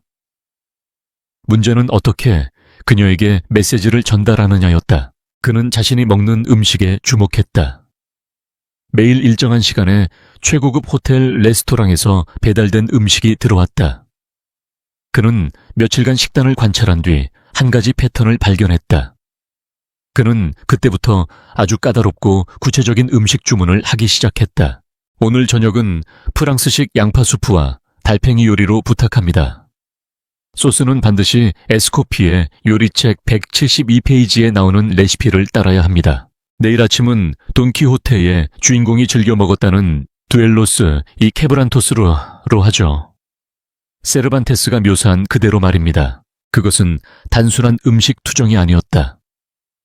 책의 특정 페이지를 언급하는 고전적인 북사이퍼 방식의 암호였다. 그는 이수진이 자신의 소식을 듣고 자신에게 온 모든 것들을 예의주시하고 있을 것이라 믿었다. 그리고 그녀가 자신처럼 책을 좋아하는 사람이라면 이 이상한 메시지의 의미를 알아챌 수 있을 것이라는데 모든 것을 걸었다. 메시지의 내용은 간단했다. 정의로운 기자 윤상현을 찾아가 모든 것을 알려라. 윤상현은 과거 대기업의 비리를 파헤치다 부당하게 해고당한 민준이 오래전부터 눈여겨보았던 언론인이었다. 시간이 흐를수록 최건영의 인내심은 바닥을 드러내고 있었다. 위원회로부터의 압박은 매일같이 그를 옥죄어왔다. 마침내 약속된 기한이 하루 앞으로 다가오자 그의 분노는 극에 달했다. 그는 더 이상 심리게임을 할 여유가 없었다. 그는 직접적인 협박을 하기로 결심했다. 어느 날 밤 최건영은 민준의 방으로 들어왔다. 그의 손에는 태블릿 PC가 들려 있었다. 내년이 그렇게 애지중지하는 이수진이라는 계집애다. 그가 태블릿 화면을 민준에게 보여주었다. 화면에는 퇴근 후 집으로 향하는 이수진의 모습이 실시간으로 나오고 있었다. 어두운 골목길 그녀의 뒤를 검은 그림자가 소리 없이 따라붙고 있었다. 내 인내심에도 한계가 있다, 꼬마야. 내일 해가 뜰 때까지 프로토콜이 열리지 않으면 저 계집애는 서울 어딘가에서 조용히 사라지게 될 거다. 내 부모처럼 말이지. 민준의 심장이 철렁 내려앉았다. 우리 부모님, 당신 짓이었어. 최건영은 비릿한 미소를 지었다. 세상에는 가끔씩 불행한 사고가 일어나곤 하지. 특히 너무 많은 것을 알려고 하는 사람들에게는 말이다. 그것은 명백한 자백이었다. 민준의 눈에 처음으로 이글거리는 분노가 떠올랐다. 부모님의 원수, 자신의 모든 것을 앗아간 악마가 바로 눈앞에 있었다. 그는 주먹을 꽉 쥐었다. 손톱이 손바닥을 파고들어 피가 배어 나왔다. 내일 아침까지다. 그게 내게 주는 마지막 기회야. 최건형은 마지막 경고를 남기고 방을 나갔다. 민주는 방 안에 홀로 남았다. 창밖으로는 서서히 서울의 밤이 깊어가고 있었다. 이제 남은 시간은 몇 시간뿐이었다. 그는 자신이 보낸 암호 메시지를 이수진이 받았는지 받았다면 제대로 이해하고 행동에 옮겼는지 알 수 없었다. 그의 손에는 추상화로 위장된 데이터 뭉치만이 남아있었다. 그는 선택의 기로에 섰다. 이대로 굴복하고 암호를 풀어주어 잠시 목숨을 연명할 것인가? 아니면 모든 것을 걸고 마지막 도박을 할 것인가? 그는 책상 위에 흩어져 있는 추상화들을 바라보았다. 그 무의미해 보이는 패턴들 속에 악의 제국을 심판할 진실이 담겨 있었다. 그리고 그는 부모님의 얼굴을 떠올렸다. 억울하게 돌아가셔야 했던 두 분의 얼굴 위로 공포에 질려 있을 이수진의 모습이 겹쳐졌다. 그의 눈에 서렸던 분노가 차갑게 식으며 강철 같은 결의로 바뀌었다. 더 이상 물러설 곳은 없었다. 이것은 단순히 살아남기 위한 싸움이 아니었다. 정의를 위한, 그리고 자신의 모든 것을 건 복수였다. 민주는 자리에서 일어났다. 그는 마지막 남은 시간 동안 자신이 준비한 마지막 카드를 완성해야 했다. 내일 아침 최건형이 판도라의 상자를 열었을 때 그 안에서 튀어나올 것은 희망이 아닌 파멸이어야만 했다. 운명의 아침이 밝아오고 있었다. 해가 뜨기 전 서울의 새벽은 짙푸른 어둠에 잠겨 있었다. 도시의 심장이 다시 뛰기 시작하기 전 아주 잠시 동안 허락된 거요. 하지만 후암동의 한 24시간 카페 구석자리에는 그 고요와 어울리지 않는 팽팽한 긴장감이 흐르고 있었다. 이수진은 초조하게 손톱을 물어뜯으며 맞은편에 앉은 남자를 바라보았다. 윤상현 기자. 과거 대한민국을 떠들썩하게 만들었던 대기업 비리 특종을 터뜨렸지만 그로 인해 모든 것을 잃고 지금은 작은 인터넷 언론사에서 근근히 명맥을 잇고 있는 비운의 저널리스트. 민준이 마지막 희망으로 지목한 사람이었다. 수진은 지난 몇 시간 동안 자신이 겪어본 모든 것을 민준이 보낸 암호 메시지의 내용까지 떨리는 목소리로 설명했다. 윤상현은 처음에는 반신반의하는 표정으로 마치 허황된 소설을 듣는 듯한 얼굴로 그녀를 쳐다보았다. 아우라그룹 피닉스 프로토콜 구두 닦기 천재 소년. 현실이라고 하기에는 너무나 영화 같은 이야기였다. 하지만 이수진의 겁에 질렸으면서도 진실을 호소하는 절박한 눈빛에서 그는 과거 자신이 진실을 추적할 때 느꼈던 익숙한 불꽃을 보았다. 그는 수십 년의 기자 생활로 단련된 직감으로 깨달았다. 이것은 거짓이 아니다. 그래서 우리가 가진 증거는 아무것도 없군요. 오직 김민준이라는 소년이 지금 아우라타워 최상층에서 해킹을 시도할 것이라는 그 가능성 하나뿐이고, 윤상현은 차갑게 식은 커피를 단숨에 들이켜며 상황을 정리했다. 네, 하지만 그는 분명히 해낼 거예요. 무언가 신호를 보낼 거라고 했어요. 신호. 아우라그룹의 보안 시스템은 국가정보원 수준이야. 내부에서 외부로 데이터를 빼내는 건 불가능에 가까워. 만약 그가 성공한다 해도 우리가 그걸 어떻게 알고 제 시간에 움직이지. 그때 윤상현의 낡은 휴대폰이 진동했다. 그는 발신 번호를 확인하더니 얼굴이 굳어졌다. 그는 잠시 망설이다 카페 밖으로 나가 전화를 받았다. 몇 분 후 그는 훨씬 더 심각한 표정으로 돌아왔다. 방금 대검찰청 특수수사부의 옛 후배에게서 연락이 왔어. 오늘 아침 아우라타워를 중심으로 모든 통신망에 대한 비상감청 명령이 떨어졌다고 하더군. 이유는 극비. 아마 위원회라고 불리는 자들이 손을 쓴 거겠지. 민중군이 데이터를 빼내는 순간 그들은 즉시 역추적해서 모든 걸 덮어버릴 거야. 이수진의 얼굴이 새하얗게 질렸다. 희망이 절망으로 바뀌는 순간이었다. 그럼 방법이 없는 건가요? 윤상현은 한참 동안 침묵했다. 그의 머릿속에서 모든 가능성들이 충돌하고 있었다. 이대로 포기할 것인가, 아니면 자신의 남은 모든 것을 걸고 이 도박에 뛰어들 것인가. 그는 주먹을 꽉 쥐었다. 진실을 밝히려다 모든 것을 잃었던 과거의 자신이 지금 이 순간 포기하지 말라고 소리치는 것 같았다. 방법이 하나 있긴 해. 아주 위험한 방법이. 그는 다시 휴대폰을 들었다. 이번에는 그가 직접 전화를 걸었다. 그가 가진 가장 마지막 인맥, 가장 깊은 곳에 숨겨두었던 최후의 카드였다. 선배 접니다. 지금부터 제가 하는 말을 믿기 힘드시겠지만 딱 10분만 들어주십시오. 대한민국이 뒤집어질 수도 있는 일입니다. 그는 자신의 모든 것을 걸었다. 이제 주사위는 던져졌다. 같은 시각 아우라타워 100층에 위치한 대회의실. 동쪽의 거대한 통유리창 너머로 장엄한 일출이 시작되고 있었다. 붉은 여명이 서울의 스카이라인을 물들이며 회의실 내부를 신비로운 빛으로 가득 채웠다. 하지만 그 아름다운 풍경을 감상하는 사람은 아무도 없었다. 회의실 안의 공기는 얼음장처럼 차가웠다. 거대한 타원형 테이블에는 최건영을 중심으로 빅토르 바르가를 포함한 핵심 임원 몇 명이 앉아 있었다.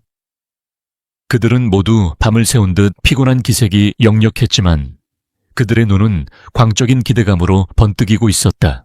마침내 회의실의 육중한 문이 열리고 한태석에게 이끌려 김민준이 들어왔다. 민준은 일부러 밤새 한숨도 자지 않은 사람처럼 초췌한 모습을 연출했다. 그의 창백한 얼굴과 퀭한 눈은 최건영을 만족시켰다. 그는 저 천재 소년이 마침내 자신의 권력 앞에 완전히 굴복했다고 생각했다. 와스나, 최건영은 자리에서 일어나 승리자의 여유로운 미소를 지으며 말했다. 모두들 이 젊은 친구에게 박수를 보내주게. 우리의 위대한 새 시대를 열어줄 열쇠를 찾아낸 영웅 아닌가. 아무도 박수를 치지 않았다. 모두의 시선은 민준에게, 그리고 그가 곧 만지게 될 회의실 중앙의 메인 터미널에 고정되어 있었다. 자, 이제 시작하지. 최건형은 민준의 어깨를 툭 치며 터미널 쪽으로 턱짓했다. 마지막 암호를 풀고 피닉스 프로토콜을 활성화시켜. 그러면 자네에게 약속했던 모든 것을 주겠네. 돈, 명예, 그리고 목숨까지도. 마지막 말은 명백한 협박이었다. 민준은 말없이 고개를 끄덕이고 터미널 앞에 앉았다. 그의 등 뒤로 최건영과 임원들의 탐욕스러운 시선이 비수처럼 날아와 꽂혔다. 민준의 손가락이 키보드 위에 올라갔다. 심장이 미친 듯이 뛰었지만 그의 정신은 강철처럼 차갑고 날카로웠다. 그는 지난밤 마지막 남은 시간 동안 단순한 해독 코드가 아닌 복잡한 프로그램을 완성했다. 이 프로그램은 두 가지 기능을 동시에 수행하도록 설계되었다. 첫째, 최건형의 요구대로 마지막 암호를 풀어 데이터를 화면에 출력한다. 둘째, 데이터를 출력하는 동시에 아우라그룹의 모든 내부 방화벽을 우회하여 암호화 해제된 데이터 패킷 전체를 외부의 특정 IP 주소로 실시간 스트리밍한다. 그 IP 주소는 윤상현 기자가 마지막 희망을 걸고 알려준 대검찰청 특수수사부의 보안 서버였다. 민준의 손가락이 움직이기 시작했다. 그는 마치 한 편의 비극적인 시를 써 내려가듯 길고 복잡한 마지막 문법적 역설을 입력했다. 빛나는 어둠이 죽은 별을 삼킬 때 침묵은 가장 큰 소리로 노래하리라. 엔터키를 누르는 순간 회의실 전면에 설치된 거대한 비디오 월의 변화가 일어났다. 소용돌이 치던 기호의 폭풍이 굉음과 함께 산산조각 났다. 그리고 화면 중앙에 로딩바가 나타났다. 피닉스 프로토콜 해독 중 1%, 10%. 회의실 안의 모든 사람들이 숨을 죽였다. 로딩바의 숫자가 올라갈 때마다 그들의 탐욕도 함께 부풀어 올랐다. 최건영의 입에는 이미 세상을 다 가진 자의 미소가 걸려 있었다. 10%, 30%, 70%가 마침내 로딩바가 100%에 도달했다. 화면이 한번 번쩍이더니 검은 바탕에 흰 글씨로 새로운 내용이 나타났다. 하지만 그것은 최건영이 기대했던 무기거래 장부나 비밀 계좌 목록이 아니었다. 화면의 가장 위에는 마치 묘비명처럼 선명한 제목이 떠 있었다. 최건영 파일 부패 반역 그리고 살인의 기록. 최건영의 얼굴에서 미소가 사라졌다. 그의 눈이 믿을 수 없다는 듯 커졌다. 아이, 이게 무슨... 그가 말을 채 끝내기도 전에 화면은 다음 페이지로 넘어갔다. 그것은 파멸의 서곡이었다. 첫 번째로 나타난 것은 제네바 비밀 계좌의 전체 거래 내역이었다. 수십억 달러에 달하는 천문학적인 자금이 전 세계의 유령 회사를 거쳐 위원회의 간부들에게 흘러들어간 끔찍한 기록이 적나라하게 펼쳐졌다. 곧이어 프로젝트 키메라라는 이름의 파일이 열렸다. 불법으로 사들인 화학 무기 부품 목록과 함께 아프리카의 한 분쟁 지역에서 반군을 대상으로 생체 실험을 자행하는 끔찍한 영상이 재생되었다. 회의실 안에서 나지막한 비명소리가 터져 나왔다. 빅토르 바르가의 얼굴은 이미 사색이 되어 있었다. 그리고 다음 순간 회의실 전체에 한 남자의 처절한 비명소리가 울려 퍼졌다. 블랙사이트 신문 기록이라는 제목의 음성 파일이었다. 고문당하는 남자의 목소리는 몇 년 전 불의의 사고로 세상을 떠난 아우라 그룹의 전임 회장이었다. 그리고 그의 비명 사이로 젊은 시절 최건영의 차가운 목소리가 들려왔다. 쓸데없는 저항은 그만두시지 회장님. 순순히 지분을 넘기면 편하게 보내드리겠소. 아직도 버티시겠다면 끝내드려. 그것은 명백한 살인 교사였다. 회의실에 앉아있던 임원들의 얼굴이 공포와 경악으로 일그러졌다. 그들은 자신들이 괴물과 함께 일하고 있었다는 사실을 깨달았다. 하지만 그것이 끝이 아니었다. 마지막 파일이 열렸다. 승계 프로토콜 최종본. 그것은 회사의 승계 계획이 아니었다. 대한민국 정부의 주요 인사들을 매수하고 군 내부의 사조직을 동원해 정권을 전복시키려는 쿠데타 계획서였다. 아우라 그룹이 기술과 자금을 대고 위원회가 배후에서 조종하는 끔찍한 국가 반역 음모의 완전한 실체였다. 그 순간 회의실의 모든 것이 얼어붙었다. 시간이 멈춘 듯 했다. 임원들은 공포로 마비되어 움직이지 못했고 최건영은 자신의 모든 비밀이 만천에 드러나는 화면을 보며 망연자실한 표정으로 서 있었다. 그의 뇌가 현실을 받아들이기를 거부했다. 그의 철옹성 같던 세계가 단 몇 분 만에 먼지처럼 무너져 내리고 있었다. 마침내 그의 이성이 끊어졌다. 이 개새끼가. 그의 얼굴이 짐승처럼 일그러졌다. 그는 비명을 지르며 민준에게 달려들었다. 그의 손이 민준의 목을 향해 뻗어왔다. 하지만 그의 손이 민준에게 닿기 전 더 큰 굉음이 회의실을 뒤흔들었다. 꽝! 강철로 만들어진 회의실의 문이 폭격에 의해 통째로 뜯겨져 나갔다. 그와 동시에 검은색 전술 장비로 무장한 대검찰청 특수수사부 요원들이 섬광탄과 연막탄을 터뜨리며 눈사태처럼 회의실 안으로 쏟아져 들어왔다. 움직이지 마. 모두 손머리 위로 올려 엎드려. 회의실은 순식간에 아수라장이 되었다. 요원들의 고함 소리와 겁에 질린 임원들의 비명소리가 뒤섞였다. 최건형은 민준에게 달려들려던 자세 그대로 아퍼닥친 요원들에게 제압당해 바닥에 나뒹굴었다. 그의 얼굴이 차가운 대리석 바닥에 처박혔다. 바닥에 짓눌린 최건형이 간신히 고개를 들었을 때 그의 눈에 들어온 것은 자신을 내려다보고 있는 김민준의 얼굴이었다. 그 얼굴에는 승리감이나 조소 따위는 없었다. 오직 차갑고 고요한 모든 것을 끝냈다는 마지막 선고만이 담겨 있을 뿐이었다. 거대한 악의 제국이 이름 없는 구두닦이 소년의 손에 의해 마침내 심판받는 순간이었다. 폭풍은 모든 것을 휩쓸어버렸다. 폭풍이 휩쓸고 지나간 자리는 혼돈 그 자체였다. 아우라 타워, 백증 대회의실은 순식간에 거대한 범죄 현장으로 변했다. 검찰 특수수사부 요원들의 날카로운 고함소리, 겁에 질린 임원들의 울음 섞인 목소리, 그리고 수갑이 채워지는 절망적인 금소금이 뒤섞여 지옥의 교향곡을 연주했다. 최건영은 더 이상 도시의 제왕이 아니었다. 그는 바닥에 처박힌 채 발버둥치는 몰락한 폭군일 뿐이었다. 김민주는 그 아수라장의 한가운데에 서 있었다. 하지만 그는 그곳에 속하지 않은 이방인처럼 모든 광경을 고요하게 지켜보고 있었다. 한 검찰 수사관이 다가와 그의 어깨에 담요를 덮어주며 말했다. 이제 다 끝났습니다, 김민준 군.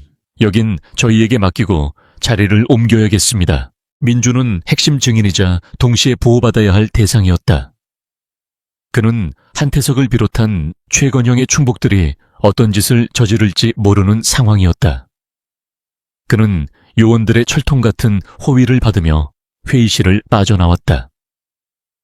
복도와 엘리베이터를 지나는 동안 그는 창밖으로 동이 터오는 서울의 풍경을 보았다. 어둠이 걷히고 새로운 아침이 밝아오고 있었다. 폭풍이 지나간 뒤에 새벽이었다. 아우라타워. 1층 로비는 이미 전쟁터를 방불케 했다. 어디서 정보를 입수했는지 수백 명의 기자들이 카메라와 마이크를 들고 진을 치고 있었다. 경찰 라인 너머로 터져나오는 플래시 세례가 마치 폭격처럼 느껴졌다. 민주는 모자를 깊게 눌러쓰고 요원들에게 둘러싸여 검은색 세단에 올라탔다. 차가 부드럽게 미끄러져 나가며 그가 지난 몇 년간 자신의 왕국으로 삼았던, 그리고 거대한 악의 소굴이었던 아우라 타워를 뒤로 했다. 그가 도착한 곳은 대검찰청의 비밀 안가였다. 그곳에서 그는 자신을 기다리고 있던 두 사람과 재회했다. 민준 씨, 이수진이 눈물을 글썽이며 그에게 달려왔다. 그녀의 옆에는 윤상현 기자가 감격과 흥분을 감추지 못하는 표정으로 서 있었다. 민주는 그제야 길고 길었던 긴장의 끈을 놓을 수 있었다. 그는 자신을 믿고 따라준 두 사람을 향해 아주 희미하지만 진심 어린 미소를 지어 보였다. 괜찮으세요? 다친 데는 없고요. 네, 괜찮습니다. 두 분이야말로 무사하셔서 다행입니다. 짧은 말이었지만 그 안에는 수많은 감정이 담겨 있었다. 위험을 무릅쓴 동지애, 그리고 마침내 정의를 실현했다는 안도감. 윤상현이 민준의 어깨를 두드리며 말했다. 자네가 해냈어. 자네가 이 나라를 구한 거야. 그날 이후 대한민국은 말 그대로 뒤집어졌다. 초해건영 게이트는 단순한 기업 비리를 넘어 정재계와 군부를 뒤흔든 거대한 태풍이 되었다. 민준이 해독하고 외부로 전송한 최건영 파일은 그 어떤 변명이나 조작도 불가능한 완벽한 증거였다. 검찰은 특별수사본부를 꾸렸고 수사는 거침없이 진행되었다. 최건영은 검찰 조사에서 묵비권을 행사하며 마지막까지 저항했다. 그는 자신의 변호인단을 통해 모든 것이 조작된 음모라고 주장했다. 하지만 그가 내뱉는 모든 말은 민준이 복원해낸 그의 목소리가 담긴 살인교사 음성 파일 앞에서 공허한 메아리가 될 뿐이었다. 결국 그는 모든 것을 포기한 듯 감방 안에서 괴성을 지르며 발작하는 지경에 이르렀다. 왕좌에서 끌어내려진 폭군의 비참한 말로였다. 빅토르 바르가는 인천공항에서 위조 여권으로 출국하려다 체포되었고 위원회의 존재를 실토하는 대가로 감형을 받으려 애썼다. 그의 진술을 토대로 국제 공조 수사가 시작되었고 전 세계에 퍼져 있던 위원회의 하부 조직 몇 개가 와해되는 성과를 거두었다. 물론 거대한 그림자 조직의 본체는 여전히 안개 속에 가려져 있었지만 그들의 아시아 활동에 치명타를 입힌 것만은 분명했다. 아우라 그룹은 말 그대로 공중분해되었다. 주가는 휴지 조각이 되었고 그룹의 모든 자산은 동결되었다. 수십 년간 쌓아 올린 거대한 바벨탑이 그 부패한 기반을 드러내며 한순간에 무너져 내렸다. 그리고 이 모든 태풍의 눈에는 언론과 대중이 그림자 속의 영웅이라 부르는 한 소년이 있었다. 김민준. 하지만 그의 신원은 철저하게 비밀에 붙여졌다. 그는 검찰의 보호 아래 비공개로 증인신문을 마쳤다. 그의 증언은 최건형과 그 일당들의 죄를 확정하는 마지막 못과도 같았다. 모든 법적 절차가 끝난 후 민주는 조용한 일상으로 돌아갈 준비를 하고 있었다.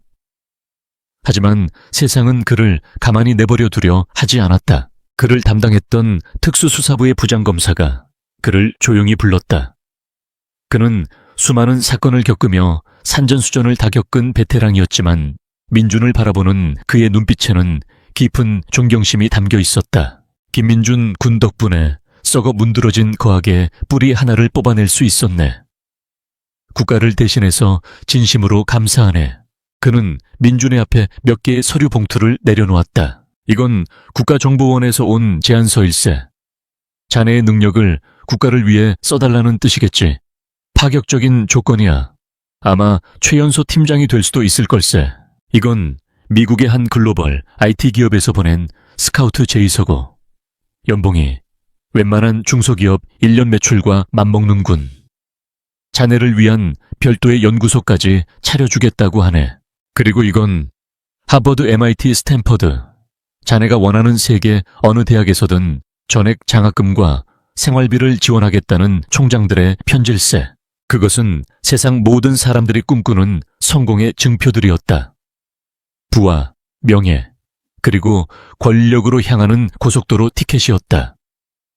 부장검사는 민준이 당연히 그중 하나를 선택하리라 생각했다. 하지만 민준은 조용히 고개를 저었다. 과분한 제안들입니다. 하지만 저는 그 길을 갈 수 없습니다. 이해할 수가 없군. 외지 자네는 그럴 자격이 충분한데. 민준은 창밖을 바라보며 나지막이 말했다. 저는 지난 10년간 힘을 갖기 위해 지식을 탐했습니다. 제 부모님처럼 힘이 없어 억울하게 당하는 사람이 되지 않기 위해서였습니다. 하지만 제가 원했던 힘은 누군가를 지배하고 군림하는 힘이 아니었습니다. 그저 저 자신과 제가 소중하게 생각하는 것들을 지킬 수 있는 힘이었습니다. 그의 목소리는 담담했지만 그 안에는 소년의 것이라고는 믿기 힘든 깊은 통찰과 철학이 담겨 있었다. 국정원이든 거대 기업이든 그곳은 또 다른 아우라 타워일지도 모릅니다. 저는 더 이상 거대한 시스템의 부품이 되고 싶지 않습니다. 저는 그저 저 자신으로 살아가고 싶습니다. 부장검사는 한참 동안 아무 말도 하지 못했다. 그는 눈앞의 소년이 이미 자신보다 훨씬 더 높은 곳에서 세상을 보고 있다는 것을 깨달았다. 그는 조용히 고개를 끄덕이며 서류 봉투들을 다시 가방에 넣었다. 그로부터 1년 후 세상은 많이 변해 있었다. 최건형 게이트는 대한민국 사회에 깊은 상처와 동시에 값진 교훈을 남겼다. 최건형은 1심 재판에서 살인교사 국가내란 음모 천문학적인 규모의 횡령 및 배임 등의 혐의로 무기징역을 선고받았다. 그는 법정에서조차 현실을 부정하며 고함을 지르다 끌려나갔고 그의 이름은 대한민국 역사상 최악의 기업 범죄자로 기록되었다. 윤상현 기자는 최건형 게이트 특종보도로 한국기자상을 수상했다. 그는 상금과 후원금을 모아 진실의 목소리라는 이름의 비영리 탐사보도 전문 재단을 설립했다. 더 이상 거대 자본과 권력에 휘둘리지 않고 오직 진실만을 추적하는 독립 언론의 꿈을 이룬 것이다. 이수진은 아우라 그룹에 사표를 냈다. 그녀는 더 이상 거대한 조직의 무력한 부품으로 살아가기를 거부했다. 그녀는 윤상현의 재단에 합류하여 과거 아우라 그룹에게 피해를 입었던 사람들을 찾아내 그들의 억울한 사연을 세상에 알리는 일을 돕고 있었다. 그녀는 예전처럼 주눅든 신입사원이 아니었다. 자신의 목소리를 낼 줄 아는 용기 있고 당당한 사람으로 성장해 있었다. 그리고 김민준, 그는 다시 해방촌의 작은 옥탑방으로 돌아왔다. 하지만 그의 공간은 예전과는 조금 달라져 있었다. 검찰이 지급한 포상금의 일부로 낡고 허름했던 방은 깔끔하게 수리되었다. 한쪽 벽면을 가득 채운 책장은 몇 배나 더 커졌고 낡은 노트북이 있던 자리에는 최신형 컴퓨터와 서버 장비들이 들어서 있었다. 그는 세상의 눈에 띄지 않는 유령으로 살아가고 있었다. 하지만 그는 더 이상 혼자가 아니었다. 그는 익명으로 윤상현의 재단을 기술적으로 후원하고 있었다. 거대 기업들이 숨기려 하는 데이터를 분석하고 내부 고발자들이 안전하게 정보를 제보할 수 있는 보안 시스템을 구축해 주었다. 그날 오후 민주는 자신의 컴퓨터 앞에 앉아 있었다. 그의 모니터에는 한 통의 이메일이 떠 있었다. 발신자는 작은 중소기업의 대표였다. 그는 거대 제약회사의 특허권 탈취로 인해 회사가 파산 직전에 몰렸고 아무도 자신의 억울한 사연을 들어주지 않는다며 절박하게 도움을 호소하고 있었다. 그것은 과거 그의 아버지가 겪었던 일과 너무나도 닮아 있었다. 민주는 잠시 눈을 감고 부모님의 얼굴을 떠올렸다. 그리고는 천천히 키보드 위에 손을 올렸다. 그는 발신자에게 짧은 답장을 보냈다. 제가 도와드리겠습니다. 그는 여전히 세상의 가장 낮은 곳에 있었다. 하지만 이제 그는 더 이상 구두를 닦지 않았다. 대신 그는 세상의 더러운 곳을 닦아내고 억울한 사람들의 눈물을 닦아주는 일을 하고 있었다. 자신의 비범한 재능을 세상을 지배하는 데 쓰지 않고 세상의 무너진 조각들을 맞추는 데 사용하고 있었다. 창밖으로 따스한 햇살이 쏟아져 들어와 그의 방 안을 가득 채웠다. 길고 길었던 폭풍이 완전히 지나가고 마침내 찾아온 고요하고 찬란한 새벽이었다. 이름 없는 소년 영웅의 진짜 이야기는 이제 막 시작되고 있었다.